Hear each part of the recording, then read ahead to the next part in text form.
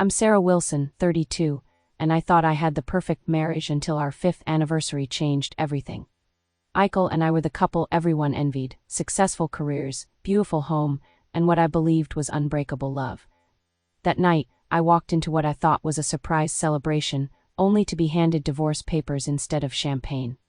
Little did Michael know, the signature I perfected in college would be his ultimate undoing. If you're watching this story, please let me know where you're tuning in from, hit that like button, and subscribe for more stories of betrayal and triumph. Trust me, you'll want to see how this ends. Michael and I met during a sudden downpour 6 years ago. I ducked into a coffee shop without an umbrella, soaking wet and frazzled. He offered his napkins with a smile that made my heart skip. "Looks like you could use these more than I do," he said, his blue eyes crinkling at the corners. That simple act of kindness blossomed into a conversation that lasted hours, long after the rain had stopped. Our romance moved quickly, almost too quickly, looking back. Within 3 months, we were inseparable. Eichel worked in finance, managing investment portfolios for wealthy clients. He was charming, ambitious, and seemed genuinely interested in everything about me. When he spoke about the future, he always included me in his plans. I was swept away by how perfectly we fit together. On our 1st anniversary of dating, he proposed during a weekend trip to the mountains. The ring was stunning, a vintage emerald surrounded by diamonds that he claimed reminded him of my eyes. "Sarah, I've never been more certain of anything in my life. I want to build a future with you," he said as he knelt before me. How could I say anything but yes? Our wedding was everything I had dreamed of since I was little. We married in a historic garden venue with fairy lights strung through ancient oak trees. My father cried when he walked me down the aisle. My best friend Lisa gave a touching maid of honor speech about finding real love. Michael's vase promised to cherish and protect me forever. I believed every word. For our honeymoon, we spent 2 glorious weeks in Italy, exploring Venice's canals, the rolling hills of Tuscany, and the dramatic Amalfi Coast. Those nights, wrapped in each other's arms overlooking the Mediterranean, I felt I had found my forever person. Michael took countless photos of me, saying he wanted to capture every perfect moment of our new life together. Upon returning home, we bought a house in Maple Ridge, a charming suburban neighborhood with tree-lined streets and friendly neighbors. We spent weekends painting walls, picking furniture, and planning for our future children. Michael insisted on a 4-bedroom house, saying he wanted at least 2 kids and space for them to grow. I loved how he thought ahead, how secure our future seemed. We settled into married life with ease. I continued my career in marketing, eventually becoming an executive at a respected agency. Eichel's career flourished too, with frequent promotions and increasing responsibility. Our social calendar filled with dinner parties, couples vacations, and holiday celebrations. From the outside, we were the definition of a successful young couple. My colleague Amanda became a close friend during this time. She and her husband often joined us for weekend brunches and game nights. Amanda was the first person I called when Michael and I had our occasional disagreements. She always listened patiently, offering wise advice that seemed to strengthen our marriage. "You two are relationship goals," she would say, reinforcing my belief that what Michael and I had was special. Jake, Michael's best friend since college, became like a brother to me. He lived nearby and would often stop by unannounced, joining us for impromptu barbecues or movie nights. Jake was single and joked that Michael had won the lottery with me. I appreciated how he always made me feel valued and respected. By our 3rd anniversary, we started seriously discussing starting a family. Michael suggested we wait just a bit longer to ensure our careers were stable enough for him to potentially become the primary breadwinner while I took time off with our future children. I agreed, touched by his thoughtfulness and planning. We converted one of the spare bedrooms into a home office but left the other untouched, waiting for the day it would become a nursery. Our anniversary celebrations became a cherished tradition. Each year, we would surprise each other with thoughtful gifts and experiences. For our 4th anniversary, I arranged a private cooking class with a renowned chef. Michael surprised me with tickets to see my favorite band perform live. We always tried to outdo each other in the most loving way possible. As our 5th anniversary approached, I looked back on our marriage with pride and gratitude.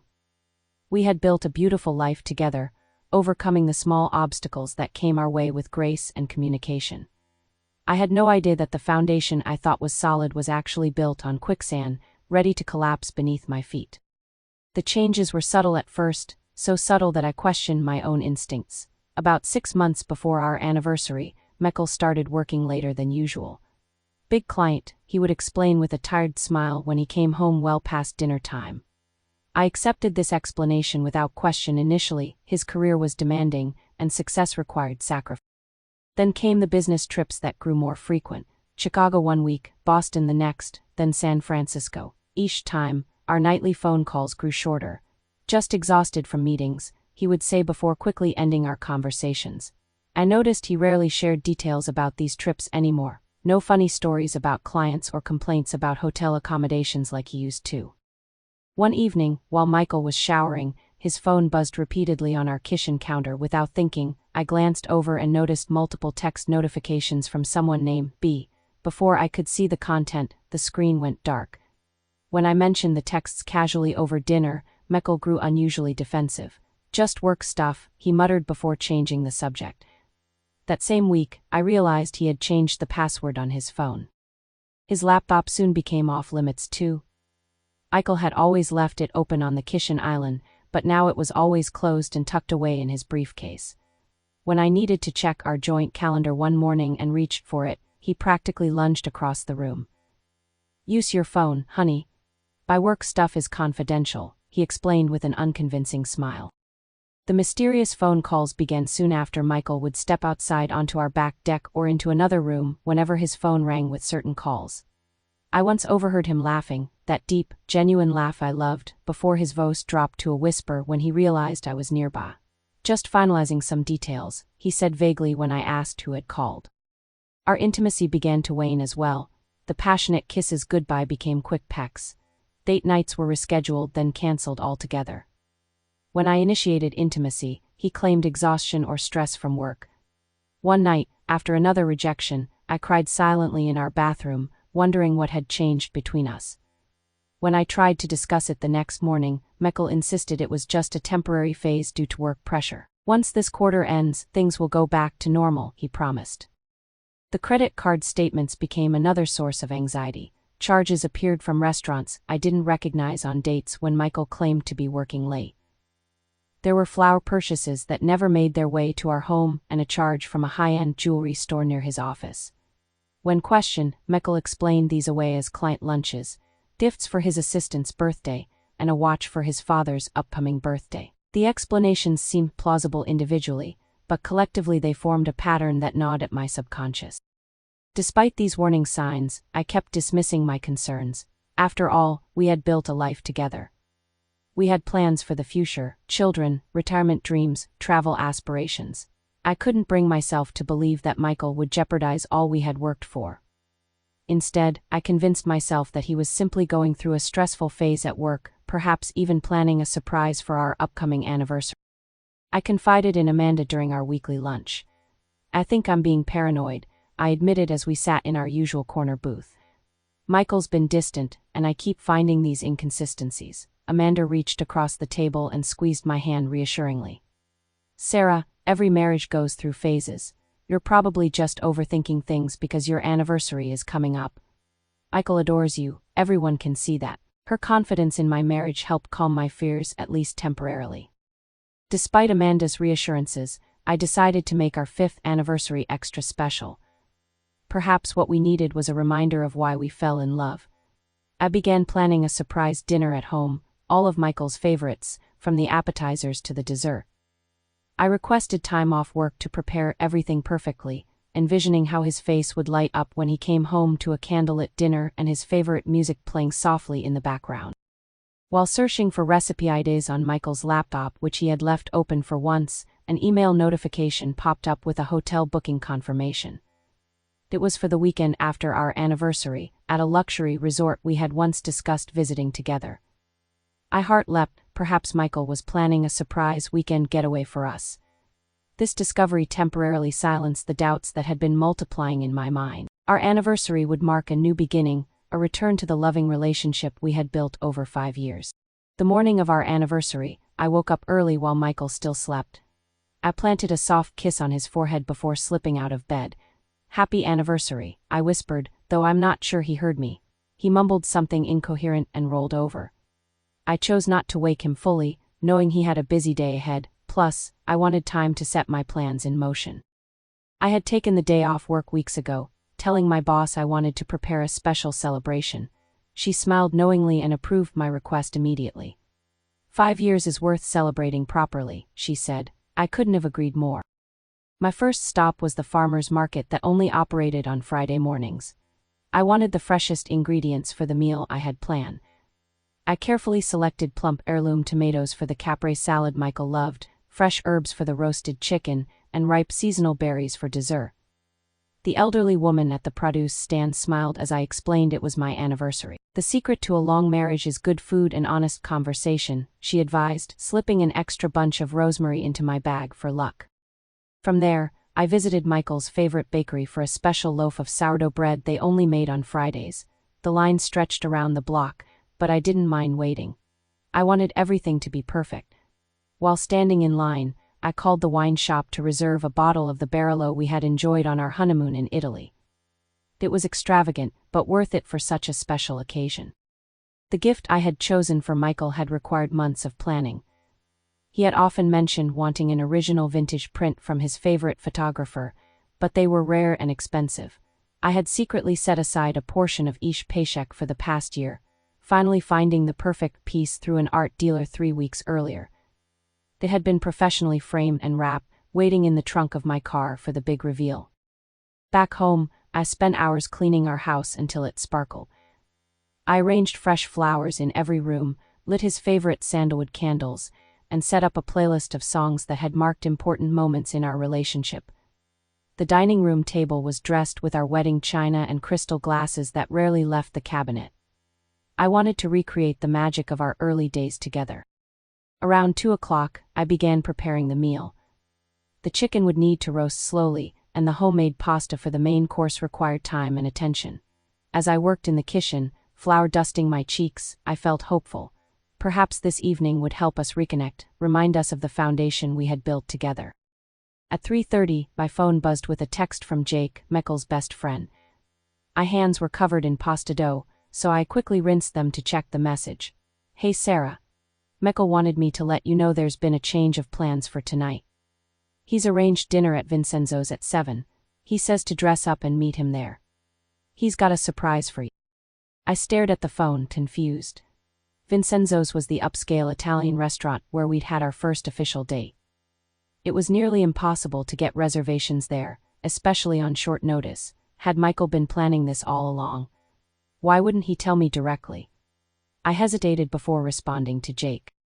"That's strange, I've been preparing dinner at home all day, are you sure?" Jake's response came quickly. "Absolutely sure. He's been planning this for weeks. Said it's really important you come to the restaurant instead. He's got something special arranged." Still uncertain, I called Michael's cell phone, but it went straight to voicemail. I then tried his office, but his assistant said he was in meetings all afternoon. He specifically mentioned not wanting to be disturbed, she added, though there was something odd in her tone. I looked around at my half-prepared meal and the beautifully set table. Hours of work would go to waste. Still, if Michael had gone to the trouble of arranging a special dinner at Vincenzo's, I didn't want to ruin his surprise. Perhaps he had something truly memorable planned. I texted Jake back, "Okay, I'll be there. Thank you for letting me know." With a sigh, I began putting away the food, wrapping the dough to freeze for another time, and extinguishing the candles. I told myself not to be disappointed. After all, dinner at Vincenzo's would be wonderful, and clearly Michael had put thought into planning something special for our anniversary. I spent the next 2 hours getting ready, wanting to look perfect for whatever Michael had planned. I chose the emerald green dress he had complimented numerous times, saying it brought out the color of my eyes. I styled my hair in loose waves the way he preferred and wore the diamond earrings he had given me for Christmas. As I applied my makeup, I practiced the smile I would wear when I saw him, determined not to show any disappointment about my abandoned dinner plan. The drive to Vincenzo's was filled with growing excitement. Maybe Michael had arranged for the same table where we'd had our first date. Perhaps the hotel booking I'd discovered was indeed for us, a romantic weekend getaway to celebrate our milestone. Despite the nagging concerns of recent months, hope blossomed in my chest.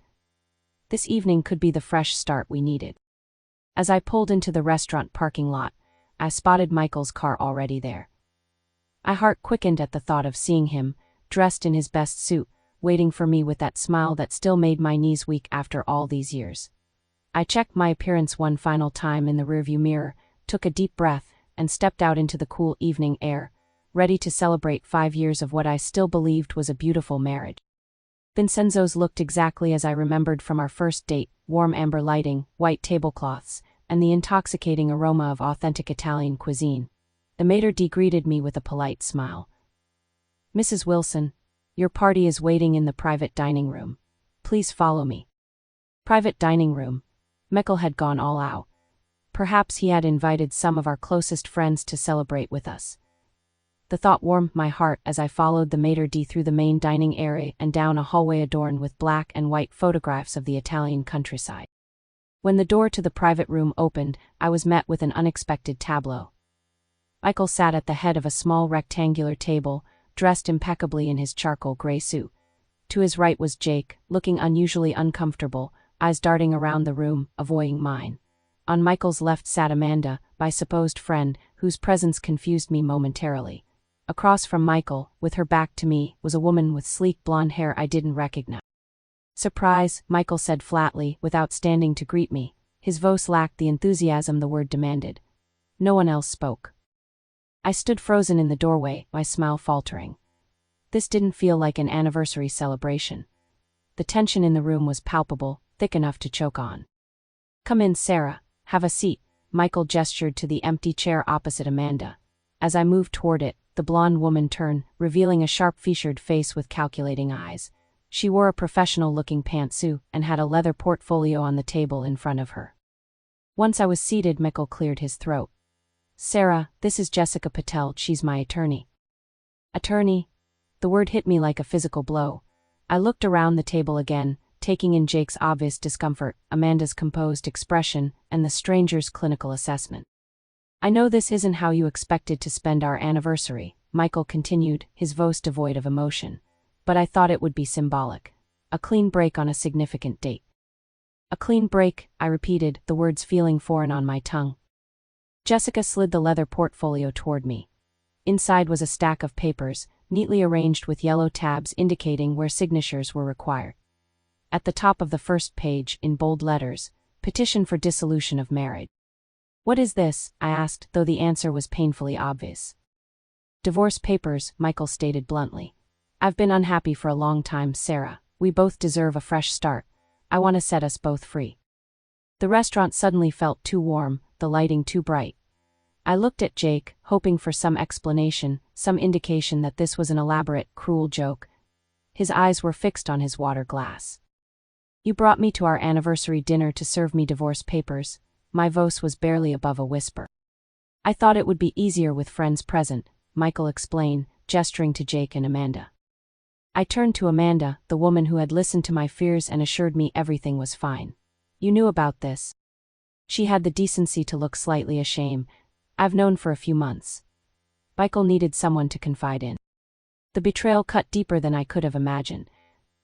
Not only was my husband ambushing me with divorce papers on our anniversary, but my close friend had been complicit in the deception. Why? It was the only word I could manage. Michael sighed, as if my question was an inconvenience. "People grow apart, Sarah. We want different things. I've tried to make it work, but I'm not happy anymore. Haven't been for quite some time." "And this couldn't wait until tomorrow? Or happen in private?" My shock was giving way to anger. "I thought a public place would keep the conversation civil," he replied coolly. "Jessica has prepared a very generous settlement offer. The sooner we get this signed, the sooner we can both move on." Move on.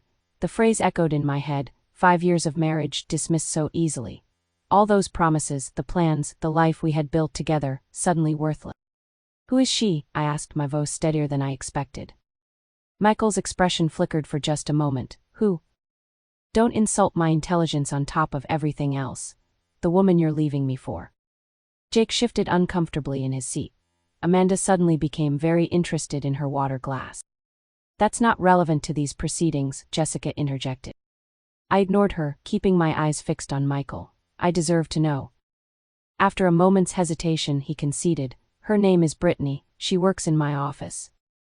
"How long?" "Sarah, this isn't productive," Jessica started, but Michael held up his hand. 8 months, he admitted, "but this isn't about Brittany. Our marriage was in trouble long before." 8 months. While I was planning our future, he was building one with someone else. The room started to spin slightly. Jessica took control of the conversation. "If you'll turn to page 3, you'll see the proposed division of assets. Mr. Wilson is offering the smaller of your 2 cars and a generous monthly alimony for 1 year to help you transition." I barely heard her words as I flipped through the document. Something about the financial terms seemed off, but my mind was too overwhelmed to process the details. All I could think about was how methodically Michael had planned my humiliation, choosing our anniversary, involving Amanda, having his lawyer present the papers like a waiter serving an unwanted dish. "You've been planning this for months," I said, the realization dawning on me. "All those late nights and business trips." "Let's keep this civil," Michael cut in. "Just sign the papers, Sarah. Make this easy on everyone." Jake finally spoke up. "Mike, man, maybe this isn't the right time or place." "Stay out of this, Jake," Michael snapped. "You're only here as a witness." I looked at the people surrounding me, my husband who now felt like a stranger, my friend who had betrayed my trust, Jake who had lured me here under false pretenses, and the cold attorney waiting for my signature. The weight of their betrayal crashed over me in waves, each one threatening to pull me under. Tears welled in my eyes, but I refused to let them fall. I wouldn't give Michael the satisfaction of seeing me break down in this carefully orchestrated ambush. With trembling hands, I closed the portfolio without signing. "I need some time to review these with my own attorney," I managed to say, surprising myself with how calm I sounded despite the hurricane of emotions inside me. "That's not necessary," Jessica insisted. "This is a very fair offer." "Nevertheless, I'll be reviewing it with my own representation." I stood up, clutching the portfolio to my chest like a shield. "Thank you for the lovely anniversary surprise, Michael. It's certainly one I'll never forget." As I turned to leave, Amanda reached for my arm. "Sarah, wait, let us explain." I jerked away from her touch as if burned. "Don't contact me again, either of you." With as much dignity as I could muster, I walked out of that private dining room, past the curious glances of other diners enjoying their normal evening meals, completely unaware that my life had just imploded. It wasn't until I reached my car that the first sob escaped, followed by another and another until I could barely breathe through the pain of betrayal. The drive home passed in a blur. I have no memory of the traffic lights, other cars, or even pulling into our driveway. Our driveway. The house that was supposed to be our forever home, the place where we would raise our children and grow old together. Now it felt like just another prop in the elaborate performance that had been our marriage. I stumbled inside, still clutching the leather portfolio containing the divorce papers. The house smelled of sandalwood candles and the half-prepared anniversary dinner I had abandoned hours earlier. Evidence of my naive hope that the evening would bring us closer together, not tear us irrevocably apart.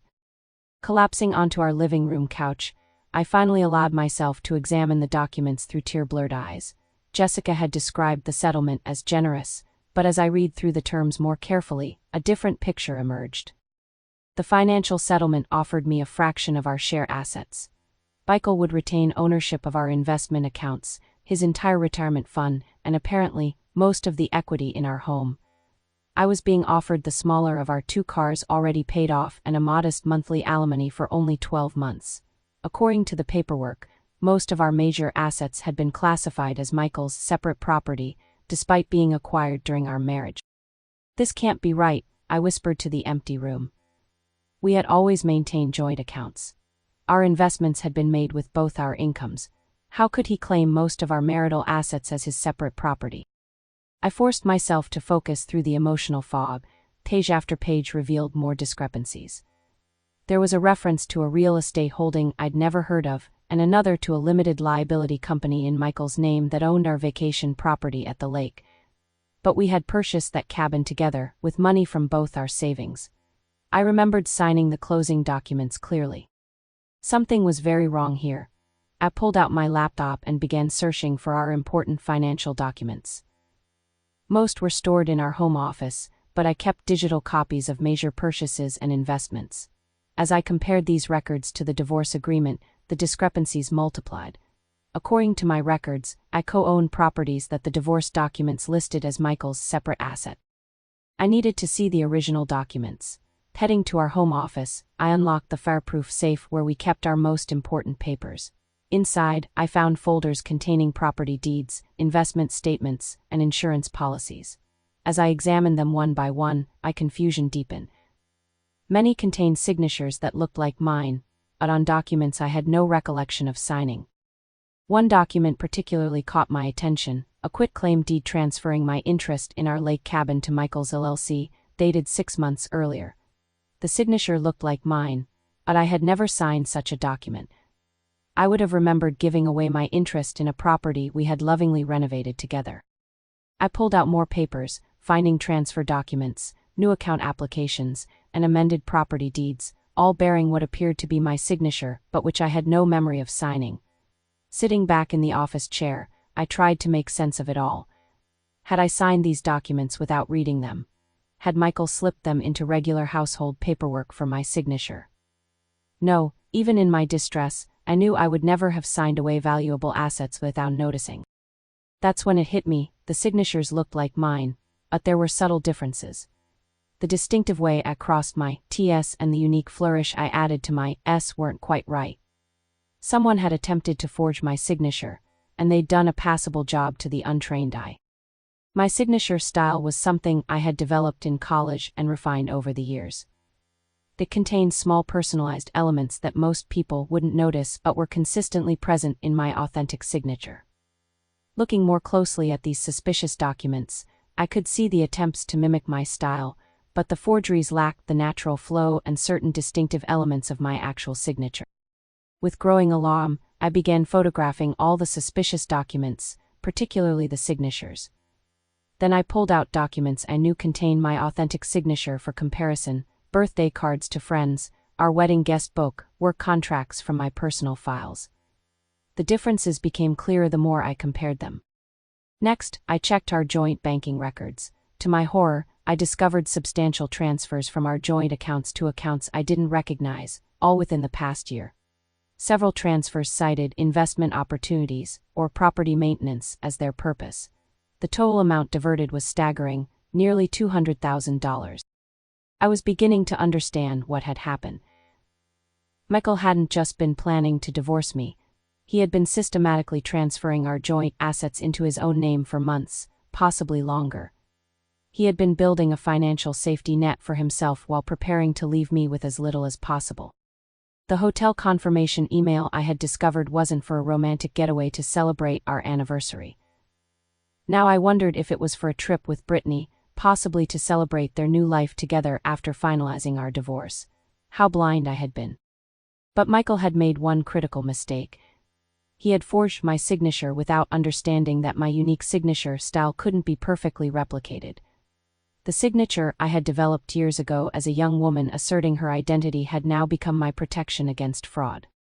As I sat surrounded by evidence of my husband's betrayal, a strange calm settled over me.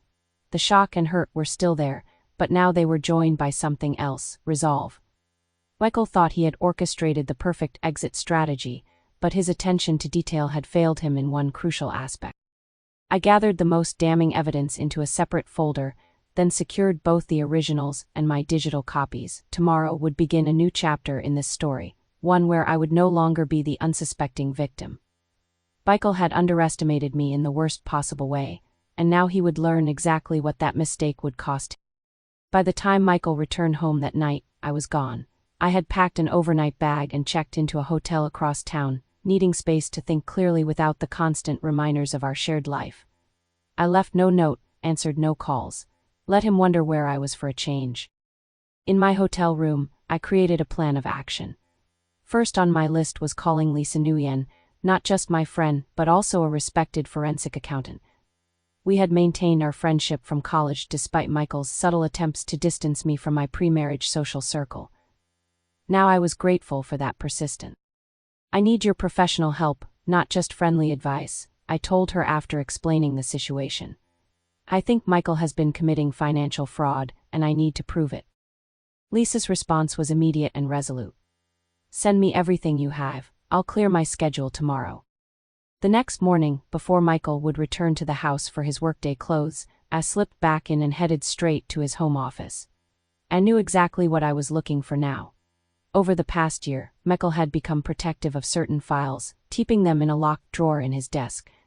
Using the spare key he didn't know I had found months ago, I opened the drawer and discovered a treasure trove of evidence.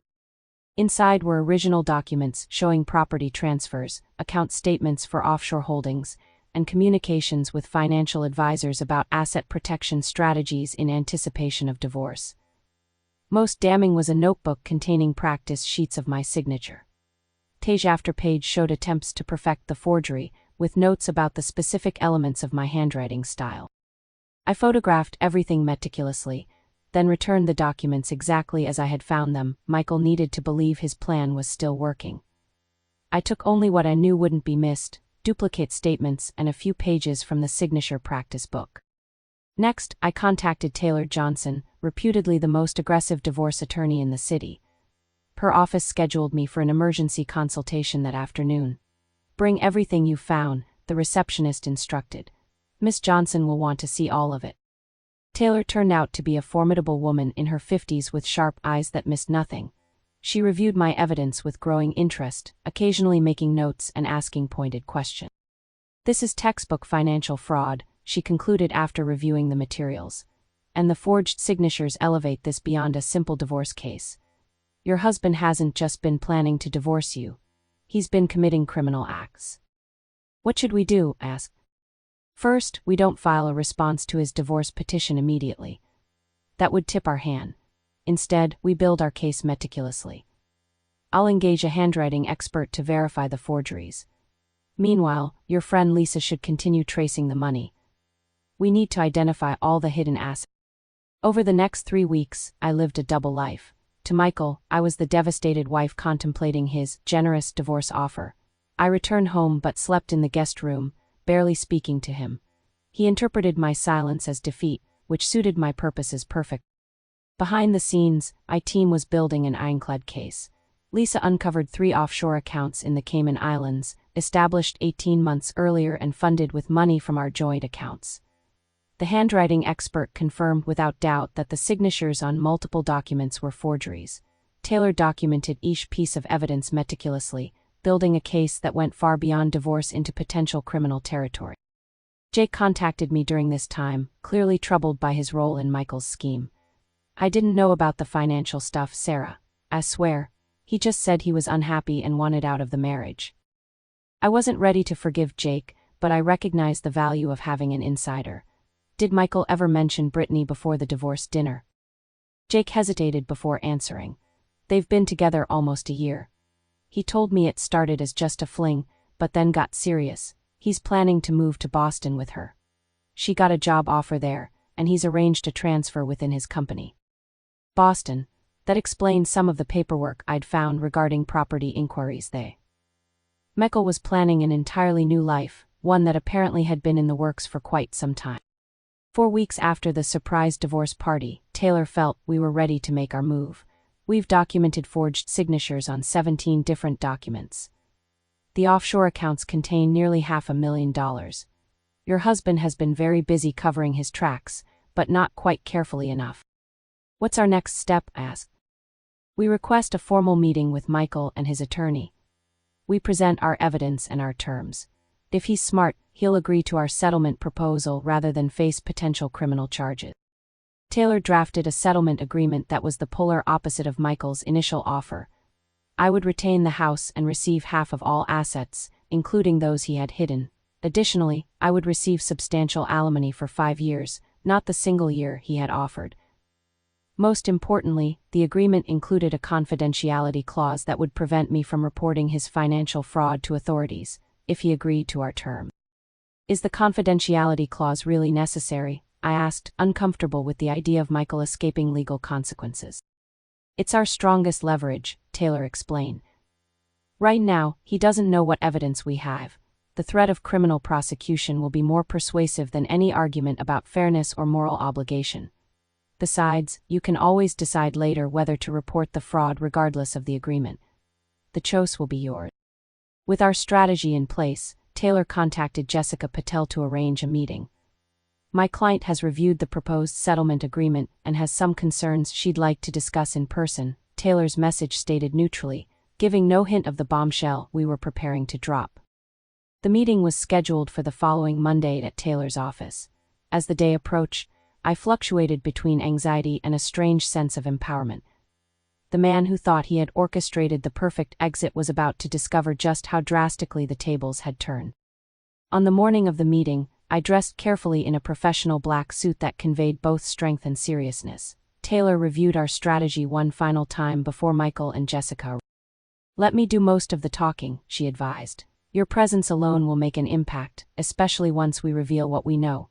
Stay calm, no matter how he reacts." At precisely 10 o'clock, my husband and his attorney arrived, both radiating confidence that would soon evaporate. Jessica Patel opened with pleasantries and an expression of hope that we could finalize matters amicably. Taylor smiled in response, a predator's smile that contained no warmth. "I think you'll find that's entirely up to Mr. Wilson," she replied, before beginning the systematic dismantling of Michael's carefully constructed fraud. The conference room in Taylor's office featured a large mahogany table with Michael and Jessica seated on one side, Taylor and me on the other. The space felt charged with tension as Taylor opened a leather portfolio similar to the one Jessica had presented to me that devastating night at Vincenzo's. "Before we discuss settlement terms," Taylor began pleasantly, "there are some discrepancies we'd like to address." She slid the first document across the table, a copy of the quitclaim deed for our lake cabin with my forged signature highlighted. "We've identified several documents bearing Mrs. Wilson's signature that she has no recollection of signing," Taylor continued, her tone conversational despite the bombshell she was dropping. "Most curious, don't you think?" Michael maintained his composure, but I noticed his left eye twitch slightly, a tell he displayed when anxious. "Sarah signs many documents. Perhaps she simply doesn't remember this one." Taylor nodded as if considering this possibility. "That's what we thought initially. So we consulted Martin Graves, one of the country's leading forensic handwriting experts." She placed a formal report on the table. "Mr. Graves has identified 17 documents with signatures that appear to be Mrs. Wilson's but are, in fact, forgeries. Rather sophisticated forgeries, but forgeries nonetheless." Jessica Patel's expression shifted subtly as she glanced at the report, then at Michael. She was too professional to show alarm, but I could see the calculations beginning behind her eye. "Furthermore," Taylor continued, producing more documents, "we've traced a series of financial transfers from joint accounts to previously undisclosed accounts in the Cayman Islands, Singapore, and Luxembourg." She listed the account numbers and balances. "Accounts established approximately 18 months ago, well before Mr. Wilson claims he became unhappy in the marriage." Michael's face had lost its color.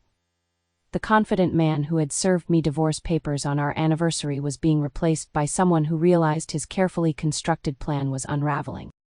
"These are serious allegations," Jessica responded, her voice carefully measured. "If you're suggesting some impropriety—" "I'm not suggesting impropriety, Miss Patel," Taylor interrupted. "I'm stating plainly that your client has committed financial fraud and forgery, both criminal offenses. We have the evidence right here." She patted a thick folder, "including this rather interesting notebook we discovered." Taylor removed color photocopies of the signature practice pages I had found in Michael's desk. Page after page of attempts to replicate my unique signature, with notes on the margins about specific techniques. For the first time, Michael looked genuinely rattled. "Where did you get that?" he demanded, forgetting his lawyer's presence. "Mr. Wilson," Jessica cautioned, placing a restraining hand on his arm. "That's your question," I finally spoke, unable to contain myself. "Now I'm sorry for betraying you, or I apologize for committing fraud. Or worried about how you got caught." Michael stared at me, seeing me clearly perhaps for the first time since this process began. On was the devastated wife he could manipulate. In her place sat a woman who had uncovered his schemes and brought receipts. "Let me be clear about our position," Taylor continued smoothly. "We have documented evidence of forgery, fraud, and hidden assets that would be of great interest to both the divorce court and potentially federal prosecutors. However, Mrs. Wilson is primarily interested in an equitable resolution, not a lengthy legal battle or criminal proceeding." She slid a new settlement agreement across the table. "Our proposed terms. Mrs. Wilson retains the house free and clear. All joint assets are divided equally, and that includes the offshore accounts Mr. Wilson established. Additionally, Mrs. Wilson will receive alimony for 5 years at the amount specified. In exchange, she is willing to include a confidentiality clause regarding the financial irregularities we've discovered. Jessica reviewed the document carefully, occasionally whispering with Michael. I could see the exact moment when Michael realized he had no choice. His shoulders slumped slightly, the fight draining from his posture. We'll need time to review these terms, Jessica stated professionally. Of course, Taylor agreed. You have 24 hours. After that, we'll be obligated to share our findings with the proper authority. The meeting concluded shortly after, with Jessica practically dragging Michael from the room. As the door closed behind them, I let out a breath I hadn't realized I was holding. He'll agree, Taylor predicted confidently. He has no choice if he wants to avoid criminal charges. She was right. Less than 24 hours later, Jessica contacted Taylor to accept our terms with only minor modifications. Michael would keep his retirement accounts intact, and I would keep mine. Otherwise, our settlement proceeded exactly as Taylor had outlined. The divorce was finalized 3 months later without ever going to court. Michael moved to Boston with Brittany as planned, though with considerably less financial security than he had anticipated. I kept our house, half of all assets including those he had hidden, and received the alimony payments as agreed. Amanda attempted to contact me several times, claiming she hadn't known the full story, and wanted to apologize. I never responded. Some betrayals cut too deep for reconciliation. Jake, however, made amends in his own way.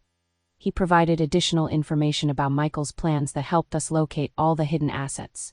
I should have told you what was happening, he admitted during our final conversation. I'm sorry I wasn't a better friend. In the months following the divorce, I focused on healing and rebuilding. The house that had once been ours gradually became unmistakably mine. I repainted walls, replaced furniture, and transformed spaces to reflect my own tastes rather than compromises. The master bedroom was the first to undergo renovation, erasing the memories of a marriage built on deception. I channeled my professional skills into launching my own marketing consultancy, something Michael had discouraged during our marriage, claiming it was too risky. Within 6 months, I had secured 3 major clients and was earning more than I had in my previous executive position. The healing wasn't always linear. Some days the anger and betrayal felt as fresh as that night at Vincenzo's. Other days brought unexpected peace and gratitude that I had discovered the truth before wasting more years in a fraudulent marriage. Therapy helped me process the complex emotions and recognize the subtle warning signs I had ignored.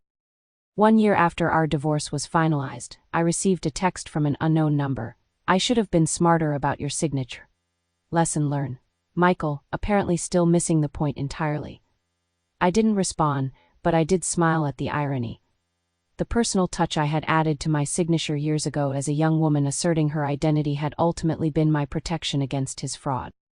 Today, as I reflect on the journey of the past 2 years, I'm struck by how differently my life has unfolded from what I had planned. The children Michael and I had discussed remained theoretical. The growing old together part of our vase abandoned. Yet somehow, despite the pain and betrayal, I've built something valuable from the wreckage, a life that is authentically mine, not a compromise or a performance. The signature that saved me financially now graces contracts for my thriving business. The home Michael tried to take from me has become a sanctuary of peace and personal expression.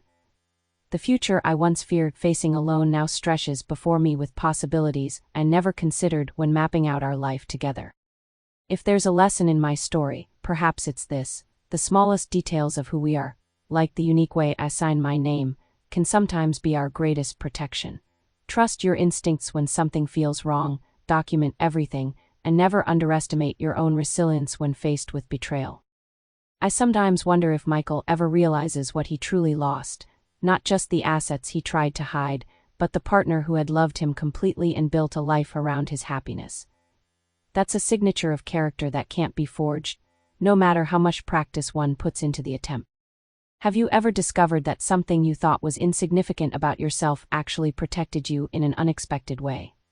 Share your story in the comments below. And if you found value in hearing my experience, please like, subscribe, and share this video with someone who might need to be reminded of their own strength in difficult. Thank you for listening to my journey from betrayal to rebuilding, And remember, sometimes your unique mark on the world becomes your greatest defense when it's needed most.